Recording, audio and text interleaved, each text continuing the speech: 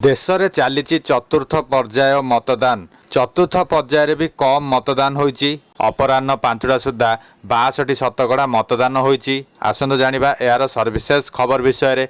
चतुर्थ पर्याय लोकसभा निर्वाचन रे अपराह्न 5टा सुधा देशर 10टी राज्य और केन्द्रशासित अंचलर 96टी लोकसभा आसन रे 62.31% मतदान होईची। यह 2019 रे समान आसन गुड़िक होइतिबा मतदान तुलन में कम। 2019 चतुर्थ पर्यायर 69.12% मतदान होइतिला। अवश्य आज प्रकाशित 62.31% मतदान रे आगुकू किछिटा परिवर्तन होई पारे, कारण केतेक स्थान रे 5टा पर भी भोटर धाड़ी रे थिबारु भोट दान जारी रहितिला। राज्य भित्तिक मतदान तथ्य विषय कहवाकू गले अपराह्न 5टा सुधा पश्चिमबंग में सर्वाधिक 75.66% मतदाता मतदान करिसेंती। अपराह्न 5टा सुधा आंध्र प्रदेश रे 68.04% और मध्य प्रदेश रे 68.01% मतदाता मताधिकार साब्यस्त करिसेंती। अपराह्न 5टा सुधा झारखंड रे